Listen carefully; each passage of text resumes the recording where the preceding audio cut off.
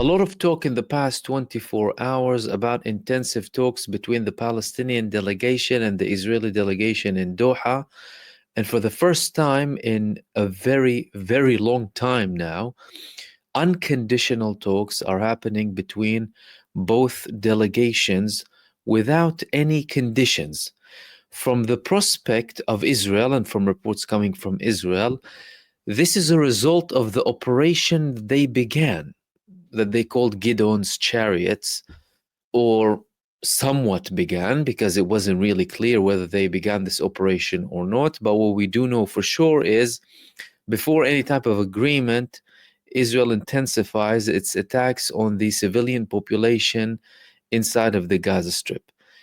Now, in this video tonight, we're going to try and clarify exactly what's happening with all of the reports that are coming about these talks, the potential of reaching a deal, and what can happen afterwards, even if there is a deal, a temporary or a long-term deal. Now, in Israel, they're saying that we are facing a dramatic 24 hours. Multiple reports in Israel saying that these last 24 hours now, up until Monday morning, up until midnight on Sunday, we're going to see very crucial hours. And the delegations are still in Doha. The reports surrounding the mandate that has been given to the Israeli delegation in particular hasn't been very clear. Israel denied that the delegation is without a mandate. And what I mean by a mandate is the power to reach a solution and sign a deal. Benjamin Netanyahu got rid of everyone who showed even a hint of opposition or was giving Benjamin Netanyahu a hard time in the negotiations. He got rid of the previous defense minister. He got rid of the previous IDF chief of staff. Several members of the war cabinet resigned. And everything is exactly as he wants. Despite all of that, there is pressure internally for various reasons: the capabilities, the Israeli army, the political pressure, the public uprising with threats that are increasing, that I will be talking to you about later on. And also something very, very significant that might lead Benjamin Netanyahu to reach a deal, which is the situation between him and the Orthodox religious Jews inside of his government, because Benjamin Netanyahu clearly is planning to go ahead with the arrests, with the operation that Israel began to arrest people who are defectors, who refuse to go and serve in the Israeli army, because Israel is no longer at a position where it can give these people a break or a way out. Now, there has been a very strong alliance between the Likud party led by Benjamin Netanyahu, the religious side, and the Orthodox movements for a very long time. However, this coalition or this unity will completely be obliterated if Israel starts to arrest people, and if the religious leaders inside of the Orthodox and religious communities inside of Israel see that Israel is indeed starting to arrest people because they refused to serve in the Israeli army. Now, in Israel, they're saying it's dramatic. The Israeli foreign minister is saying, well, it's actually us who forced the Palestinians to go and reach, to go to the negotiating table, because they weren't negotiating previously. And that was only after we started Operation Gidon's chariots, or Netanyahu's wheelchair. Maybe that's a more apt name. And the man who said that was none other than the Israeli defense minister. The Israeli defense minister, Israel Katz. He said that the Hamas organization said that they returned to the negotiating table because of this operation. Now, Did they ever leave the negotiating table? They didn't leave the negotiating table, the Palestinians. And here we're having more alerts now live as well. Clearly, there has been some sort of an attack in Israel now as we're speaking.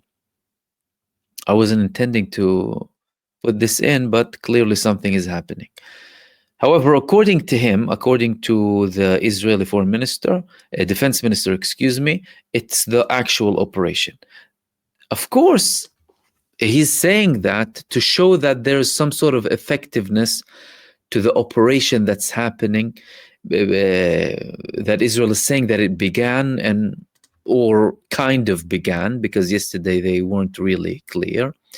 However, what's for sure is there are talks, and the talks are at an advanced level.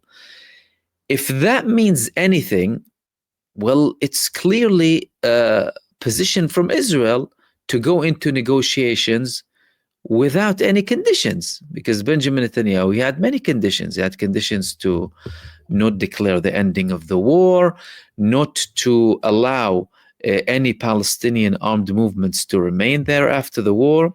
But for the first time, we're seeing reports that the negotiations are happening without preconditions.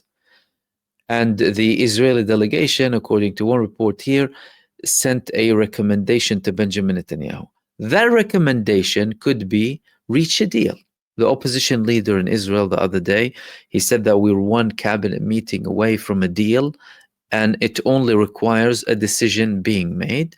I will give the Israeli prime minister all of that he needs, the safety net to continue, and that's it, need to end the war. That's what needs to happen. Now, from the perspective of the Palestinian delegation, they're saying that we're no longer working on or negotiating about a deal that will be temporary. We are only looking at a deal that will be permanent. Despite that, the leaks that are coming out, or again, reports, we can't, of course, verify all of them. They're saying that this ceasefire is going to be probably for 2 months or up to 70 days. There are other interesting things that are being reported, something like Witkoff and his proposal, including the release of 10 Israeli prisoners of war before anything. Now, the talks that are happening in Doha between the Palestinians and the Israelis are not based on the Witkoff proposal. And Israel just denied that the Palestinians will be releasing 10 prisoners of war. The Palestinian delegation and representatives of the Palestinian movements are saying that we don't regret releasing Aidan Alexander. We're showing the whole world that we are not the obstacle. It's Benjamin Netanyahu. Clearly, something is moving on that front. Nothing is confirmed yet. However, what we do know for sure is that there are new ceasefire deal talks confirmed by the Palestinian side, confirmed by the Israelis. They're happening now, and probably someone put a deadline. Now, Israel is saying, we gave the Palestinians an ultimatum. We told them, if you don't sign a deal by midnight on Sunday, just going into Monday, we will begin the operation. We will begin the operation in full force. That is just talk from Israel. That doesn't mean they're not going to begin any sort of operation or not attack. No, they probably will, because they have still the capacity to, well, kill innocent people inside of the Gaza Strip and have massacres. However, will that change anything on the ground with the reality of them being unable to have a decisive move to dictate what happens to the future of Gaza? Of course not. Israel used the majority of its firepower in the beginning phase following the 7th of October. We had day after day, 500, 600, 700 people, innocent people in Gaza being killed. Sometimes reaching 1,000. At one point, we reached one day with 1,400 casualties in Gaza. What is Israel doing now? And that's not to undermine one life, by the way. No, every single life is valuable. And every single human soul is dignified and has all of the rights and deserves all of the rights on earth. But now, the Israeli attacks don't even come close to what they have done in the beginning. What's pushing Israel now to go ahead with these negotiations and talks? Is it pressure from the United States? Is it the developments on the ground? Or is it internal processes that are happening in Israel? It's a combination of all of them. It's a combination of all of them, but one of the most significant things is the fact that many in Israel are saying, as a matter of fact, analysts on mainstream channels and mainstream news outlets as well are saying that that's it, the Netanyahu government is about to collapse. How is the Benjamin Netanyahu government about to collapse? According to multiple reports in Israel, it's going to collapse because he is going to force these arrests against the Haredi community. So there was one report in one of the Israeli newspapers saying that Netanyahu's government is on the verge of dissolution. And this is the election date looming. According to this article here, the campaign to continue with the operation to arrest people who are refusing to serve in the Israeli army from the religious community, from the Orthodox community in Israel, is continuing. And it has been made. That's it. It's a decision that has been made from Benjamin Netanyahu. However, that's something that will finally break the coalition apart. From Netanyahu's perspective, if he is going ahead with this operation, despite disagreements that are happening from some members of the coalition or even some members of the Likud party, that could be very problematic. And that would lead to the collapse of the Israeli government.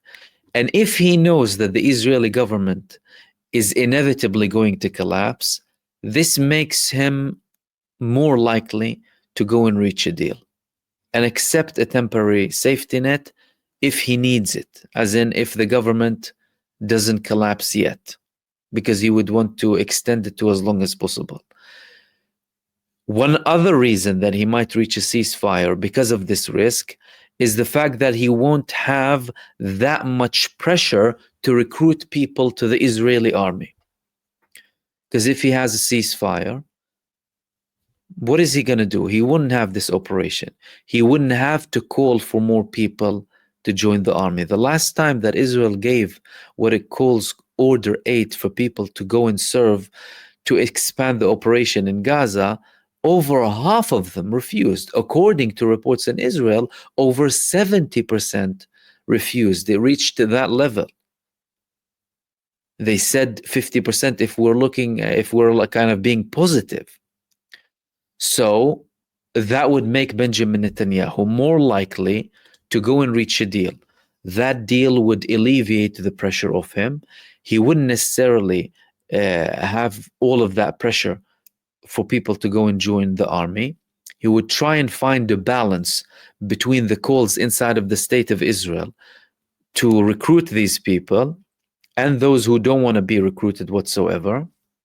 Because the primary reason that he's going with this operation to arrest people who refuse conscription from the Orthodox community in Israel is the public pressure. Without public pressure, he wouldn't necessarily have that much of a problem. There has been a very long debate inside of Israel about why these people in the religious communities don't serve in the army, and the burden lands always on the secular people. And despite Benjamin Netanyahu time after time saying, oh no, they are going to go and we are going to find a deal, and the list goes on, he always gave them a way out. His current government tried to apply pressure on them in 2024 by delaying the passing of the budget. At the time, the finance minister, Bezalel Smotrich, did not pass the funds for the Orthodox community to try and apply pressure on them to send more people to join the army. That didn't work. And guess what? Benjamin Netanyahu eventually gave them the money. He gave them the money, and he continued to let them get away with it, despite calls from people that, well, we're in the middle of a war.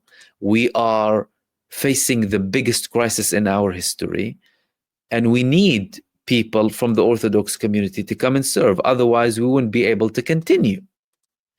Is there another reason for Benjamin Netanyahu to reach a deal?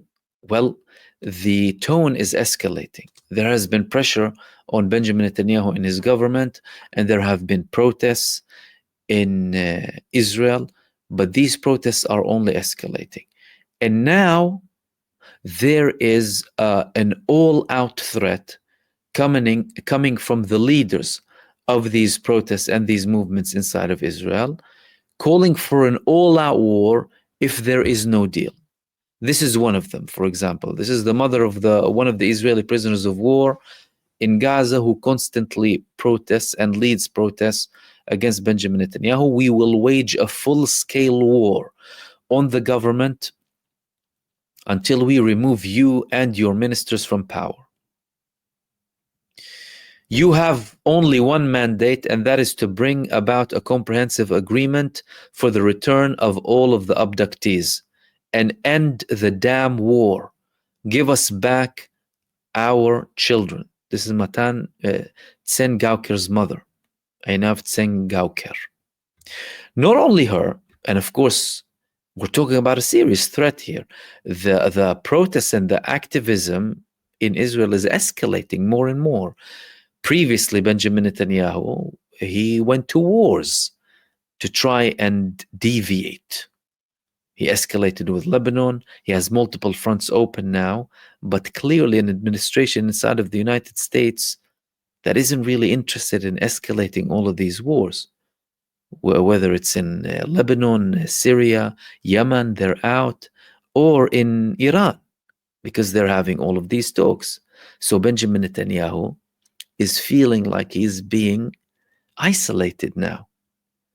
That's it. It's not only, of course, activists. It's also, well, one of them is the previous prime minister of Israel, Ehud Barak. Ehud Barak is saying that no, we actually need to collapse them. We need to collapse them, and Netanyahu must be overthrown, according to a recent statement he made. Ehud Barak attacks the prime minister. A difficult diplomatic defeat for Netanyahu, and with it the potential for considerable damage for Israel, he said about Donald Trump's visit to the region. He was talking about the Donald Trump visit, saying how humiliating it was for Benjamin Netanyahu. And according to him, the American president is prioritizing Arab countries and Iran over Israel. Arab countries, Turkey and Iran, and he's not even looking at Israel, according to him, of course. You know, you might have another opinion, but that's according to him. And now he's saying that's it, Netanyahu must be overthrown. So we're having pressure internally, pressure from the streets, pressure from previous prime ministers, pressure from the military establishment.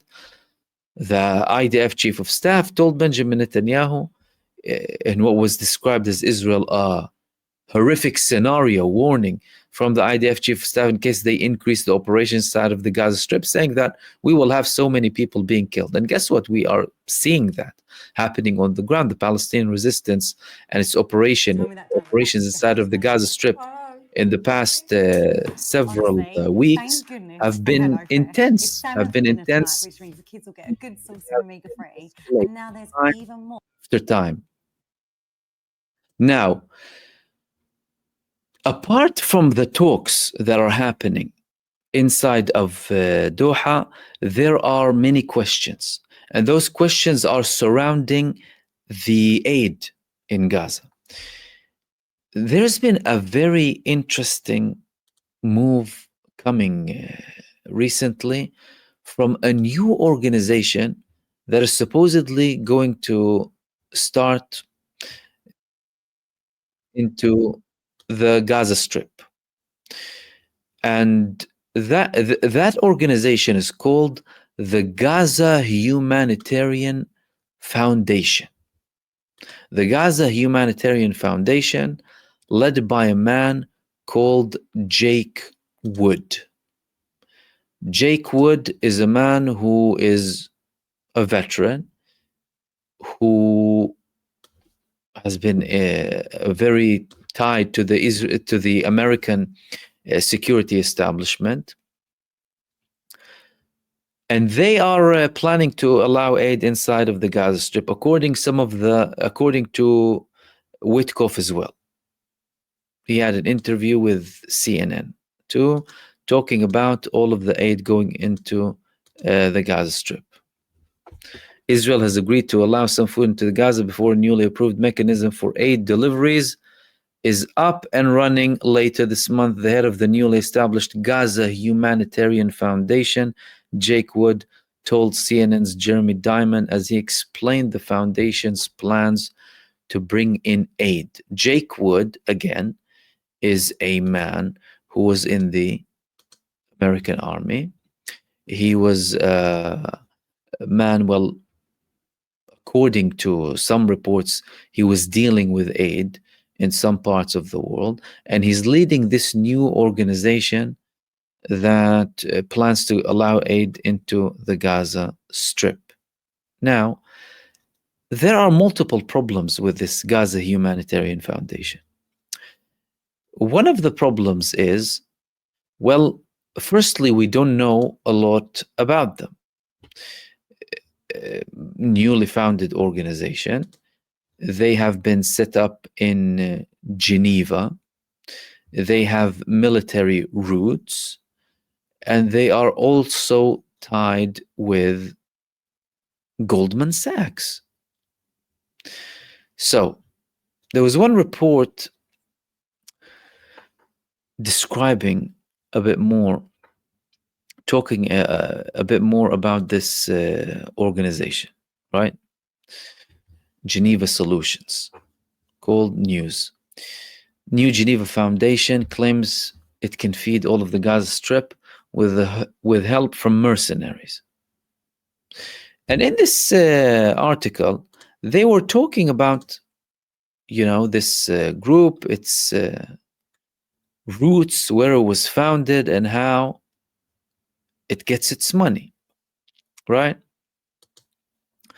And I personally was trying to find, I don't know, a declaration about this movement. Who is it exactly? I mean, Jake Wood, you can't find a lot about him.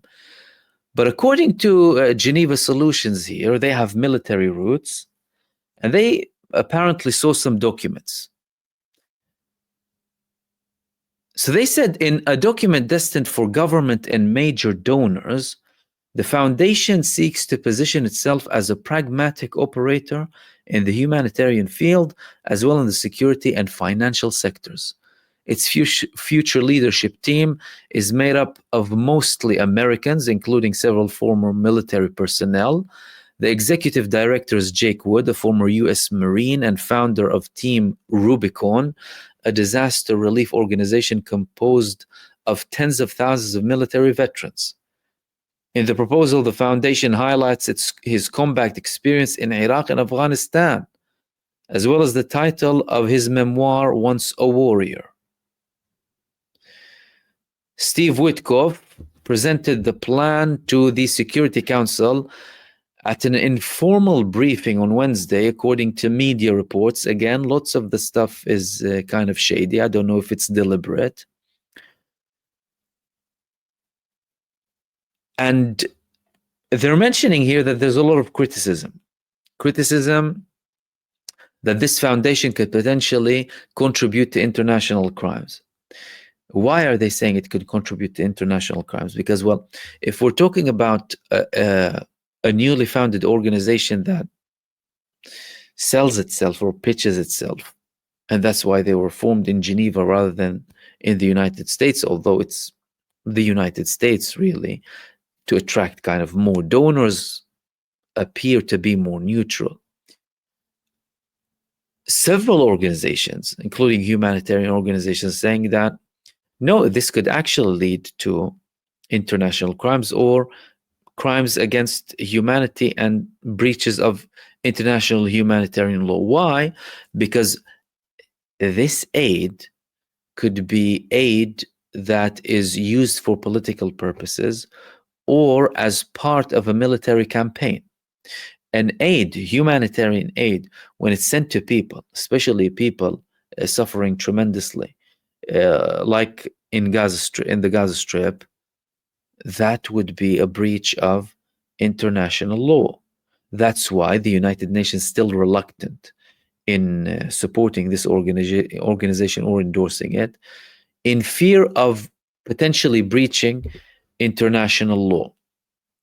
Now, another very interesting thing about this organization is that they're tied to Goldman Sachs. They have ties to Goldman Sachs, according to this report, and they're also not specifying how much of the funds that are being processed to them will go as payments to the mercenaries, because you're talking about mercenaries basically leading this organization, and well, some of the payments need to go to them. Therefore, you're talking about big money. At the end of the day, mercenaries get a ton of money, not like volunteers in any relief organization or charities, for example. And also, one of the other criticisms that they had against them is the fact that they're outright stating that the Palestinians, each person, will be receiving less than the calories recommended for a normal human being globally. The humanitarian standard, 2,100 calories. They're saying they're going to receive 1,750 calories, similar to what Witkoff said the other day. So in essence, we have an organization tied to the military, tied with financial corporations, very shady, newly developed, going to process aid inside of the Gaza Strip without any talk about the fate of the other organizations that have been constantly providing aid that people know. There's a lot of ambiguity involved in this organization. However, they're saying that this is the only option moving forward. Now, the organization itself, and Jake Wood himself, said that the organization, no, we're not going to actually be monitoring anyone in Gaza. We're not going to be taking details about the people. We will not be participating actively in any case of displacement, but we will have to coordinate with Israel. And it wouldn't be the Israeli army delivering aid inside of the Gaza Strip. This is the main role here. Why? Because there were lots of debates in Israel previously about the aid. The aid that goes into Gaza is stolen by the resistance movements and they don't actually give it to the people. All of that propaganda. So the alternative from many in Israel was, well, we need to control the aid directly. So the Israeli army needs to be the side controlling the aid, allowing the aid in, and handing in the aid. But this didn't receive a lot of popularity from the majority of the public. Why? Well, because they know if the Israeli army, if the terror army that has been conducting a genocide, massacring people in Gaza, is going to go there and pretend like they're going to give aid to the people, imagine the people. So people starving, and these people have food. And from their perspective, these were the people and are the people who are causing all of this suffering and misery. So the majority in Israel view this as something very problematic. Although in Netanyahu's government, firstly, there were people who don't want to allow any aid in, by the way, like what Israel is doing now. Israel isn't allowing aid into people. Starvation in Gaza. People are going out for days, sometimes without a meal. Children, infants, many die from starvation. So Israel is using starvation as a tool of war against the population as a result of policies from the Israeli government that is backed by the United States and being legitimized. So the solution that they might agree upon, this movement coming from the United States. And the reason that they're being ambiguous, or one of the reasons that they're being ambiguous, is the fact that they don't want to cause too many problems to try and make it work. However, that doesn't take away from all of the concerns. And the concerns are, well, you're talking about mercenaries. They belong to the United States of America, a country that has participated and facilitated this genocide, and without it, there wouldn't have been any genocide, because they are the main backer of the genocide entity. And what if that turns into something else in the future? Because they're planning to go in as units in Gaza, saying that we want to form like multiple points, 3 initially to feed 300,000 people immediately in South and Central Gaza. Then we're going to move to the north and establish another point to start feeding all of the population, but as units. So it's something very suspicious. And it's not going to be like the previous mechanism that included Egyptian forces, Qatari forces with American forces who were kind of sitting in the back, right? No, you're talking about outright an American organization handing in the aid. So these are the risks. On the other hand, this could be the attempt from the United States administration to reassure Israel and reassure Benjamin Netanyahu that, look, okay, you're not going to have the aid, but we're not going to just automatically give the aid to any organization inside of the Gaza Strip, and we're going to control it so that Israel doesn't really have any sort of worry. So, interesting stuff happening. Again, we've been there before. I mean, there were situations before where, 24 hours, crucial 24 hours, talk, positivity, lack of positivity, pessimism, no pessimism, and things failed afterwards. We were in a situation where there was a ceasefire that was breached. Is it going to be different this time? There are no guarantees. The Palestinian side is saying we're not entering any sort of ceasefire if it's temporary. But some reports are contradicting that, saying that no, indeed, we are talking about a temporary ceasefire. Netanyahu is saying that we will enter a ceasefire, but we will never guarantee the ending of the war. He wants to keep the option of the war like indefinite, because it's his key for survival, his means of buying more time and serving his own interest. However, tomorrow or later on by midnight, there might be some developments that will reflect or show us indeed what's happening. Of course, not much gets published usually when the talks reach a very intense level, but usually the closer we get to that stage, similar to where things were before the last ceasefire took place, the more information leaks and gets out to the public.